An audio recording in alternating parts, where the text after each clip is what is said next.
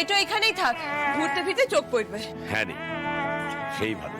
কতদিনের সব স্মৃতি ভাবলেই কেমন অবাক লাগে।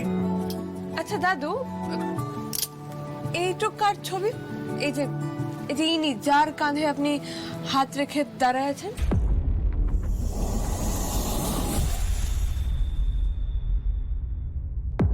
আজ সবাই এর কথাই কেন জিজ্ঞাসা করছে কে জানে।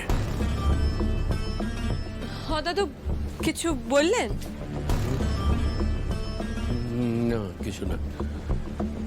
ও তপন আমার কর্মচারী ছিল, কিন্তু একদম বন্ধুর মতো। কিন্তু তারপর তারপর তারপর কি দাদু?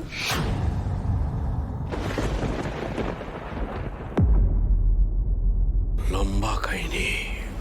শোনান না কেন? ওই অত জনের মধ্যে ওনাকে একটু বেশি ভালোবাসতেন বলে মনে হচ্ছে। মানে ছবি দেখে তো তাই লাগছে আর কি। সে তো বটেই। তপনকে আমি খুব ভালোবাসতাম, বিশ্বাস করতাম। এতটাই বিশ্বাস করতাম যে ব্যবসার প্রায় পুরোটাই ওর হাতে ছেড়ে দিয়েছিলাম।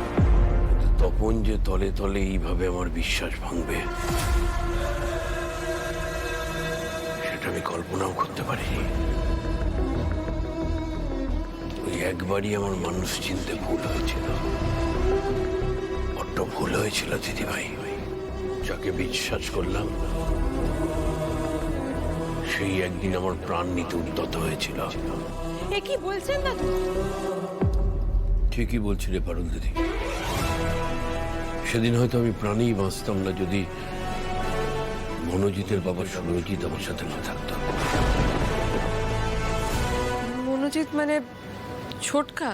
মানে আপনি ছোটকার বাবার নন?